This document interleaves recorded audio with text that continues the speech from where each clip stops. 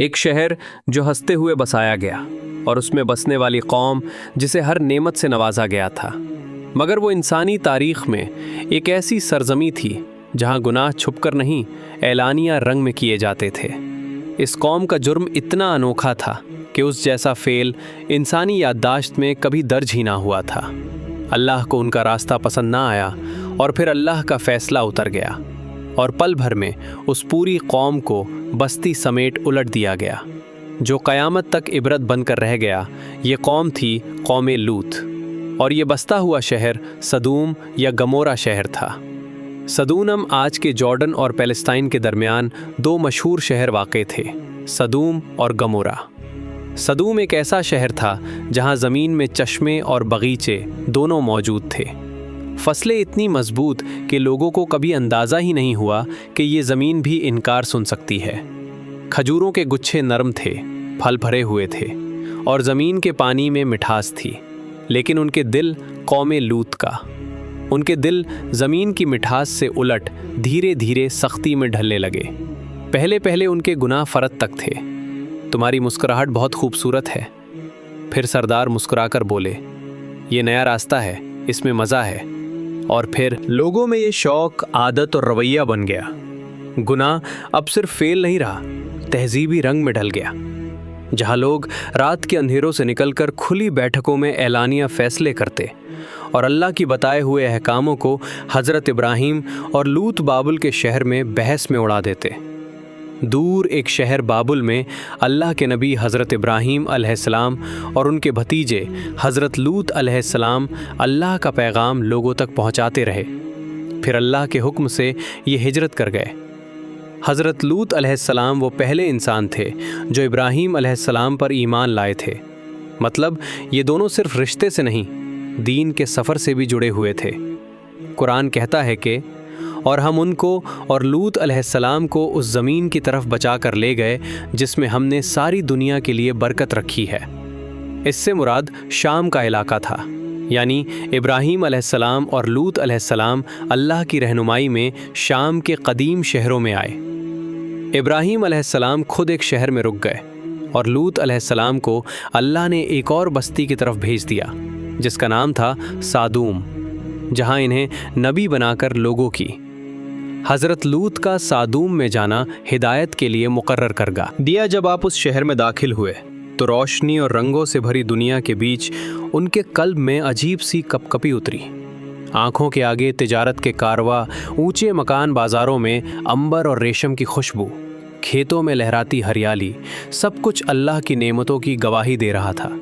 مگر جیسے جیسے آپ لوگوں کے بیچ چلے ان کے چہرے سے مسکراہٹ آہستہ آہستہ مٹنے لگی، کیونکہ آپ جو دیکھ رہے تھے وہ فحی اور ظلم کا دور، ایک نبی کے لیے صرف دکھ کا منظر نہیں، کل ہلا دینے والی سچائی تھی۔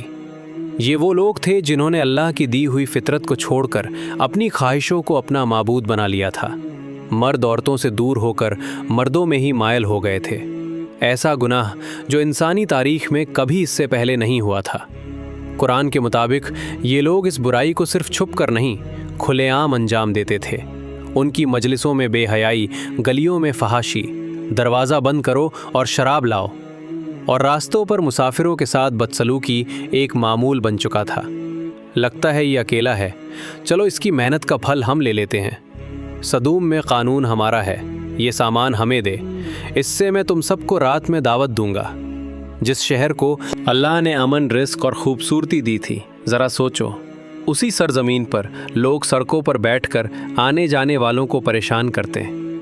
خدا کا واسطہ مجھے آزاد کر دو۔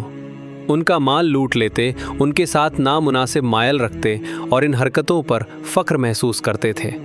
نعمتوں کی وادی اب گناہوں کا۔ حضرت لوط کی دعوت اور ہدایت میدان بن چکی تھی۔ ایک دن حضرت لوط علیہ السلام اس قوم کے پاس آئے اور انہیں کہا، میری قوم، اللہ سے ڈرو، میں تم تک وہ پیغام لایا ہوں جس میں تمہاری بھلائی ہے۔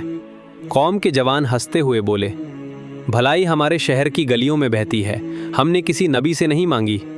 لوط علیہ السلام نے کہا، قوموں کے عروج ایمان سے ہوتے ہیں، دیواروں کی بلندی سے نہیں۔ سردار غصے میں بولے، دیواروں کی بلندی ہم نے اپنے ہاتھ سے بنائی ہے، ایمان کون سی چیز ہوتی ہے؟ लूत अलैहिस्सलाम ने नरम लहजे में कहा, जहाँ इंसानी फितरत खुद रौंद दी जाए वहाँ शहरों की उम्र भी कम हो जाती है। कौम ने ताना मारकर कहा, ले आओ वो अजाब जिससे डराते हो। उन्हें लगता था कि अल्लाह की बात सिर्फ एक गुफ्तगू है, मगर उन्हें क्या पता कि अल्लाह की बात फैसला होती है। एक दिन नहीं, एक माह नहीं, पूरा एक दौर नस्लों पर कौम का इनकार और मजाक। गुजरने वाला अरसा लूत अलैहिस्सलाम उन्हीं गलियों, उन्हीं बाज़ारों और उन्हीं लोगों के बीच खड़े होकर हर रोज़ एक ही सदा बुलंद करते रहे, अल्लाह से डरो, ये अमल फितरत के ख़िलाफ़ है, इस रास्ते को छोड़ दो, अल्लाह की रहमत की तरफ लौट आओ।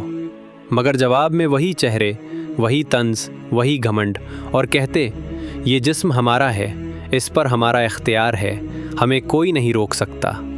हज़रत लूत अलैहिस्सलाम के लिए ये सब देखना ज़हनी अज़ियत और रूहानी बोझ बन गया था। आखिरकार आपके क़ल्ब में वही बेबसी उतरी जो हर नबी के इम्तिहान का सबसे भारी लम्हा होता है। हज़रत लूत की दुआ, या अल्लाह बच्चा ले। आपने अपने रब की तरफ रुजू किया और दुआ के लिए दामन फैलाया, ऐ मेरे रब, इस फासदी कौम के ख़िलाफ़ मेरी मदद फरमा। और यहाँ से अल्लाह के फ़ैसले की हवा चल पड़ी। एक रोज़ अल्लाह के फ़रिश्ते इंसानी सूरत में फ़रिश्तों का इब्राहीम के पैस आना। हज़रत इब्राहीम अलैहिस्सलाम के पास मेहमान बनकर आए। आप अलैहिस्सलाम ने उन्हें देखकर इज़्ज़त और मुस्कुराहट के साथ इस्तकबाल किया। आपने फ़ौरन अपनी रिवायती मेहमान नवाजी दिखाते हुए फ़रमाया, थोड़ी देर रुकें, मैं आपके लिए कुछ हाज़िर करता हूँ। फिर हज़रत इब्राहीम अलैहिस्सलाम ने दस्तरखान पेश किया, मगर उन्होंने देखा कि मेहमान हाथ आगे नहीं बढ़ा रहे और खाने को छू भी नहीं रहे।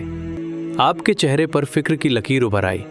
फ़रिश्ते समझ गए कि खलील अल्लाह के क़ल्ब में सवाल उठ चुका है। तब उन्होंने फ़रमाया, घबराइए नहीं, हम अल्लाह के फ़रिश्ते हैं। और साथ ही आप अलैहिस्सलाम को एक बेटे की खुशखबरी दी, हज़रत इसहाक़ अलैहिस्सलाम के पैदा होने की बशारत। हज़रत इब्राहीम अलैहिस्सलाम का दिल खुश हो गया और शुक्र की मुस्कुराहट लौट आई। खुशखबरी के बाद फ़रिश्तों ने अगला फ़ैसला भी सुनाया, हम अब एक ऐसी बस्ती की तरफ जा रहे हैं जो हद से ज़्यादा फ़साद और बेहयाई में डूब चुकी है। वहाँ एक नबी तशरीफ़ फरमा है, हज़रत लूत अलैहिस्सलाम, और हम उनकी कौम को तबाह करने भेजे गए हैं। हज़रत इब्राहीम अलैहिस्सलाम जो रहम और शफ़क़त का समंदर थे, आपने फ़रिश्तों से सिफारिश की कि शायद कोई रास्ता हिदायत का अभी भी बाकी हो, लेकिन अल्लाह का फ़ैसला आसमान में लिखा जा चुका था। हिदायत की मोहलत पूरी हो चुकी थी और फ़रिश्ते वहाँ से निकल पड़े। वो हज़रत लूत अलैहिस्सलाम के घर इंसानी शक्ल में और मेहमान बनकर गए। जैसे ही शहर में खबर फैली कि लूत अलैहिस्सलाम के घर मेहमान आए हैं, लूट के घर उसके मेहमान आए हैं, फ़ौरन मेरे साथ आओ। लोग दौड़ते हुए आए। घर दरवाज़ों पर आवाज़ों के तेज़ाब बरसने लगे। जवान बोले, दरवाज़ा खोलो, मेहमानों का इस्तकबाल हम खुद करेंगे। हज़रत लूत अलैहिस्सलाम ने उन्हें बहुत साफ अल्फाज में रोका, नसीहत की और अल्लाह का खौफ याद दिलाया। आप अलैहिस्सलाम ने फरमाया, यहाँ से चले जाओ और मेरे मेहमानों को तंग मत करो।